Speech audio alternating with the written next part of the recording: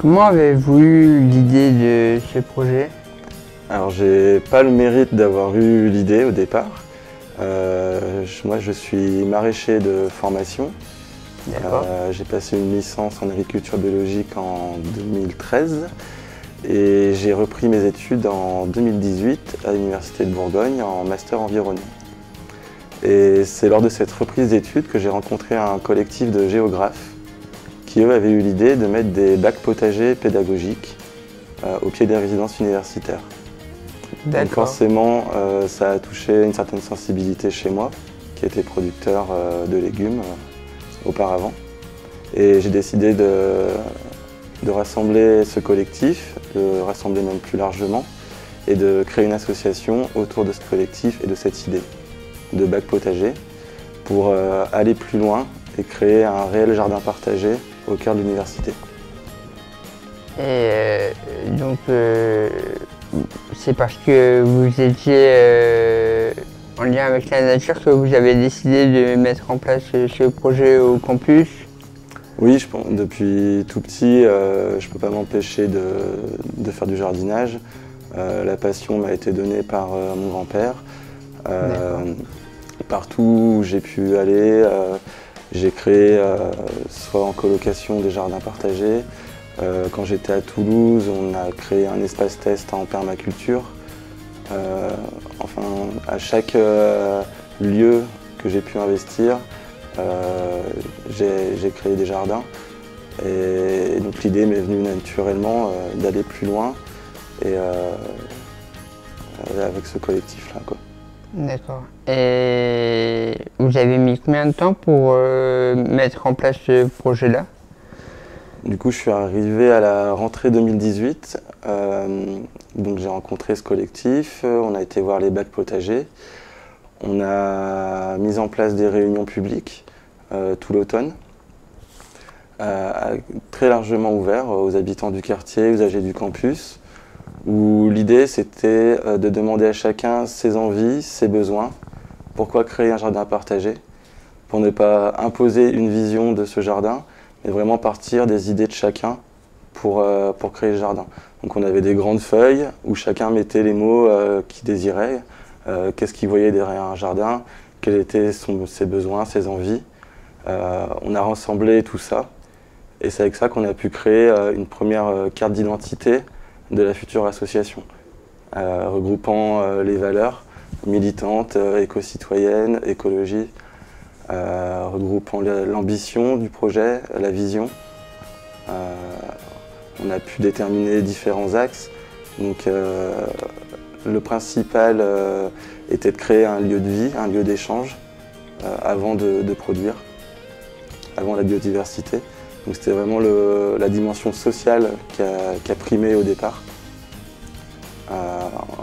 Après est venue la dimension écologique, environnementale.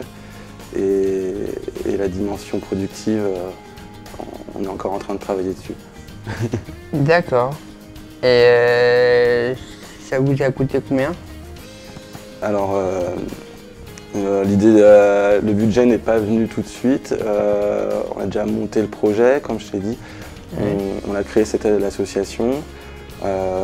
Et oui, en montant le projet, petit à petit, on a eu une estimation. Alors, je crois qu'on tournait aux alentours de 5 000 € pour créer le jardin, en matériaux, etc. Les subventions qu'on a pu avoir de la mairie ou du Crous sont venues un peu plus tard, 2 ans plus tard. Donc au début, on a vraiment créé ça sur nos propres fonds. Chacun a donné en auto-investissement 100, 150 € pour pouvoir acheter du matériel, des plantes, etc. D'accord. Et est-ce qu'il y a des gens qui ont participé comme, je sais pas, par exemple, Dijon Métropole ou même, par exemple, la région? Alors oui. Alors, au départ, quand on a monté le projet, on pensait vraiment implanter le jardin sur les terres de l'université de Bourgogne. Ça a été un peu difficile à faire admettre, à concrétiser ça avec les instances de la faculté. Et on s'est tourné vers le Crous, très rapidement, à qui appartient la majorité des terres qui sont au pied des résidences universitaires. Donc c'est le Crous qui est propriétaire. On a été les voir avec notre projet et eux nous ont dit ok, on vous fait confiance, on vous accorde un bout de terrain. Et c'est eux qui en premier nous ont aidé à financer du coup l'achat des plantes pérennes, arbres fruitiers, petits fruits. L'année d'après, en voulant un peu s'émanciper et avoir un peu plus les mains libres, on a été chercher des subventions auprès de la mairie de Dijon et auprès du Lions Club. Donc c'est un groupe de mécènes qui finance des projets autour du social, de l'écologie, du développement durable. D'accord. Et je voulais savoir, c'est un seul grand jardin ou c'est plusieurs petits jardins et donc du coup, ce qui vient à la question, du coup, ça fait combien de superficie? D'accord. Alors, à la base, c'était un jardin au pied d'une résidence. Et l'idée qu'on avait, c'était d'avoir un modèle qui soit reproductible. C'est un jardin qui se compose en 3 espaces. Un espace plutôt pédagogique avec des bacs potagers, qui permet l'apprentissage tant avec les étudiants qu'avec des scolaires. Un espace un peu plus sauvage, où il y a des arbres fruitiers, des petits fruits, et où on intervient le moins possible, avec hôtel à insectes, tas de pierres, tas de branches, qui vont favoriser la biodiversité. Et un 3e espace un peu plus productif, où là tout le monde peut expérimenter, venir s'essayer à la culture des légumes, au maraîchage à proprement dit.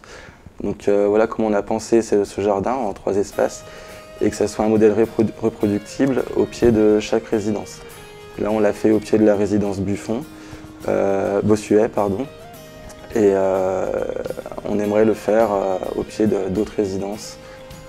Et la deuxième partie de la question, c'était la superficie. la superficie.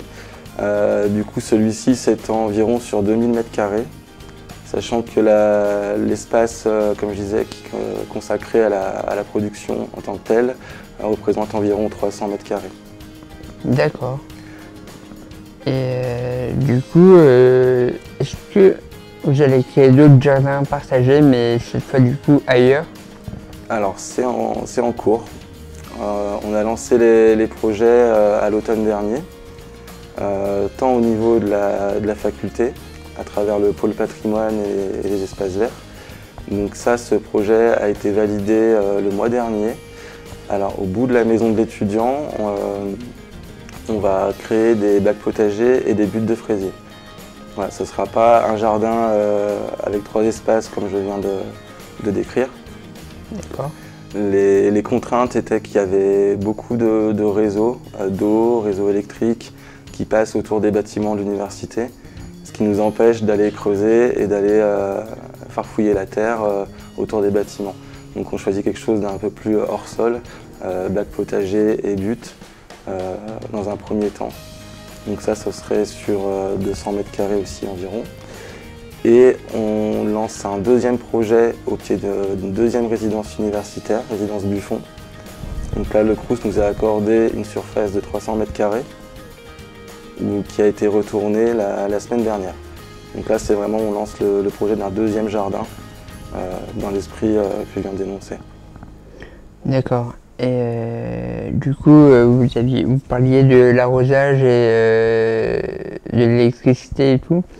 Du coup, je voulais savoir, vous avez mis quelle technique en place pour l'arrosage des jardins partagés? Alors la première année, en 2019 et ensuite en 2020, ça a été assez compliqué. Alors d'une part avec la crise sanitaire, le campus était vidé de ses étudiants, il restait très peu de monde et on venait de créer l'association. Donc on n'était pas encore connus, on va dire. Donc ça a été un roulement où on était 3, 4 et on alternait, on venait une fois tous les 2 jours arroser. Alors je tiens à préciser parce qu'au début on n'avait pas d'accès à l'eau. L'accès à l'eau est venu qu'à l'été 2020. Ça veut dire que pendant 1 an, on avait des arrosoirs, on montait au premier étage de la résidence universitaire, prendre l'eau dans les cuisines, et on descendait avec nos arrosoirs pour arroser les plantes. Donc ça, on a fait ça pendant 1 an. Jusqu'à ce qu'ils aient un peu pitié de nous. Ils se disent, tiens, on va peut-être leur mettre un petit robinet. Donc on a pu avoir un robinet qui a été installé sur le bâtiment et la création d'une gouttière pour récupérer l'eau de pluie, car les bâtiments étaient construits dans les années 70, où là les gouttières étaient internes au bâtiment. Donc pas possibilité de se brancher dessus pour mettre une cuve de récupération d'eau de pluie. Donc il a fallu recréer sur le toit une espèce de bac de récupération, refaire une descente pour accéder à cette eau de pluie. Donc en fait, c'est grâce à vous que qu'ils ont réussi à mettre des gouttières. Ils ont remis une gouttière et on peut à nouveau récupérer l'eau de pluie de ces résidences. Sur l'organisation, on s'est un peu amélioré l'année dernière. On a mis en place un QR code. Donc chaque personne qui vient au jardin, c'est un jardin ouvert à tous, hein, il n'est pas clôturé. Donc tous les usagers du campus, habitants du quartier, personnel, étudiants peuvent venir. Il n'y a aucune barrière, aucune limite. Et donc là, on flash ce QR code, on rentre la partie qu'on arrose, ça nous envoie sur une petite page, et il suffit de rentrer manuellement la partie qu'on a arrosée. Ça permet d'avoir un suivi et un roulement au niveau de l'arrosage. D'accord, bah, c'est une bonne méthode, oui. Et du coup, vous avez des chiffres de combien vous avez consommé d'eau à peu près? Non, je n'ai pas les chiffres de la consommation d'eau. On utilise au maximum les cuves de récupération d'eau de pluie. L'année dernière, c'était très faible vu les quantités d'eau qui sont tombées. On n'a pas eu beaucoup besoin d'arroser. En 2020, par contre, là, on venait juste de planter des arbres. C'était la sécheresse, il y a eu une sécheresse assez conséquente. Il a très peu plu de mars à septembre. Là, je pense que c'était un peu plus conséquent en termes de volume. Je saurais pas, je dirais quelques centaines de mètres cubes, mais j'ai pas de chiffre exact. D'accord. Et pour vous, c'est quoi les avantages d'un jardin partagé? Alors, comme je le rappelais sur notre vision de départ, hein, c'était de recréer vraiment un lieu de vie sur le campus, un lieu d'échange, un lieu de partage, qui soit pour les étudiants, mais aussi intergénérationnel. On a beaucoup de retraités, d'habitants du quartier qui passent, qui viennent maintenant à nos ateliers. Et là, il y a vraiment des échanges qui se créent avec les étudiants, qui sont formidables. Un échange de savoir, mais pas que. Ça peut partir dans tous les sens. On parle de beaucoup de choses. Certains viennent pour jardiner, mais d'autres viennent juste pour se poser, s'aérer l'esprit, lire un livre, discuter. Ouais. Et depuis cette année, on commence les ateliers avec des scolaires, maternelles, primaires. Donc ça va du CP jusqu'au collège, où là il y a une autre dimension qui est apportée au jardin, environnemental, pédagogique. Donc en fait, ce que ça va apporter, c'est que il y aura ça fera l'éducation des enfants et du coup c'est ça qui pourrait en fin de compte changer les mentalités et faire que du coup ouais, tout à fait, ouais, plus d'écologie, on est dans l'éducation populaire où chacun peut apprendre l'un de l'autre, chacun va amener sa petite pierre, sa petite chose pour partager, échanger. Ce qui permet vraiment de recréer du lien. Je pense que c'est ce qui manque aujourd'hui. Moi, je l'ai vu pendant la crise sanitaire où j'ai créé le jardin durant cette année-là. Il restait environ 1000 étudiants sur le campus qui n'avaient pas la possibilité de repartir dans leur famille, soit parce que étrangers, soit par manque de moyens ou parce que pas de famille. Donc ils étaient bloqués dans leur chambre. Le fait d'avoir eu ce jardin à ce moment-là, c'était une bouffée d'air. Une réelle bouffée d'air. Donc ouais, la dimension sociale, je pense, prime énormément sur ce jardin-là. Ensuite, la dimension pédagogique et environnementale, où là, il y a une réelle nécessité de sensibiliser, de montrer, manger des légumes de saison, qu'est-ce que le compostage, les auxiliaires du jardin, la biodiversité que cela peut ramener. Voilà, il y a une méconnaissance, même par les étudiants, des fois en biologie ou à AgroSup, des plantes comestibles.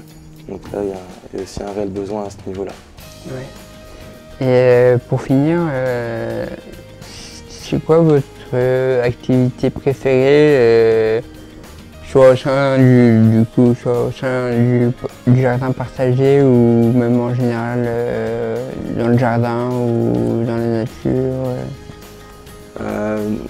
Finalement, moi, alors j'adore créer, concevoir les plans du jardin, la liste des espèces végétales, monter le projet en général, aller voir les partenaires, que ce soit la mairie de Dijon, le Jardin des Sciences, les autres maisons de quartier, les autres jardins partagés.